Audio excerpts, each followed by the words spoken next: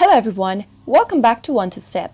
In today's video, I'm going to show you how to fix camera roll isn't backed up by Snapchat issue. Keep watching the video till the end to learn how, and subscribe to our channel by hitting the subscribe button. Don't forget to press the bell icon so that YouTube will notify you whenever we post a new video. When you tap open Snapchat, if you go to your camera roll, then you'll be able to see a message that says your camera roll isn't backed up by Snapchat. Might look like a problem, but actually it isn't. It means that your camera roll isn't backed up by Snapchat, it is only available locally on your phone. You can still access your camera roll from Snapchat, but only on the device the pictures are stored on. This message that you are receiving that says your camera roll isn't backed up by Snapchat is there in order to prevent confusion, as many people viewing their camera roll in Snapchat may think their library is backed up. Since Snapchat is not meant to be a place for cloud photo storage, your best option for that would be Google Photos or something similar. That's why there is no obvious way to back up your images on Snapchat.